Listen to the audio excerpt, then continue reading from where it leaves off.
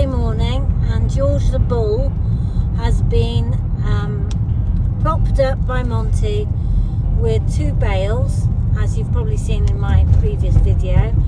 And so we've just phoned Monty to find out what the prognosis is on Sunday morning for Georgie the old bull.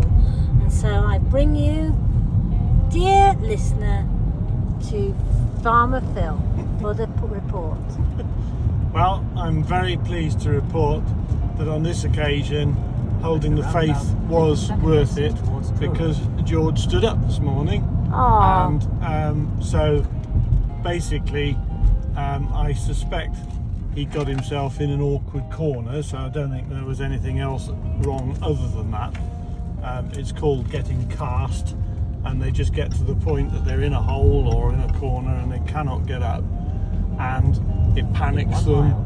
It can make them feel pretty unwell because they get bloated. They can't get rid of the gas in their stomach. Monty said he was all sweaty.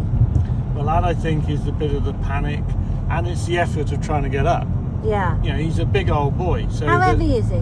Well, he's well over a ton. Yeah.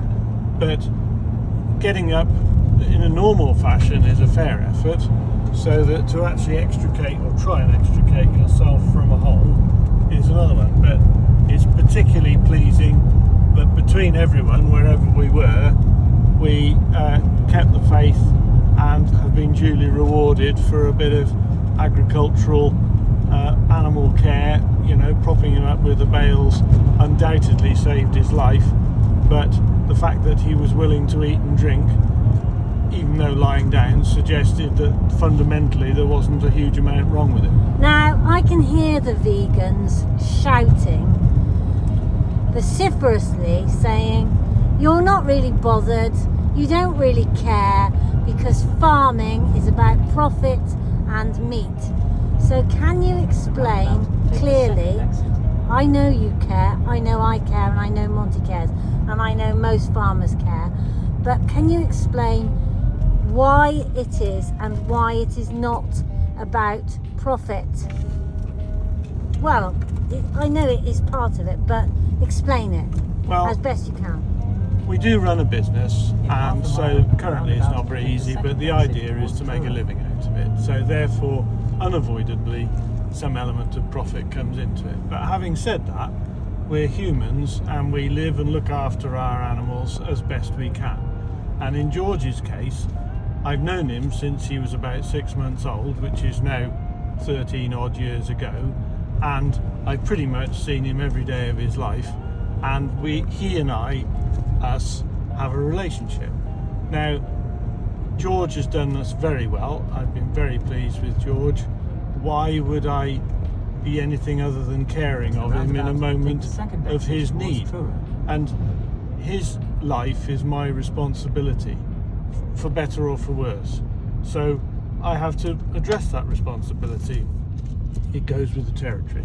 But one day, Phil, and it's not that far away, his time will come and you will condone him being made into pies. I will, and that is a fact of life, because it would be unfair of me to commit him to a life of true old age, where he would continue to struggle to get up and down and so on and so forth. So I will oversee the fact that his end is done in a completely humane way, and as I think you said, he's had a hell of a lot of good days and he'll have one bad day.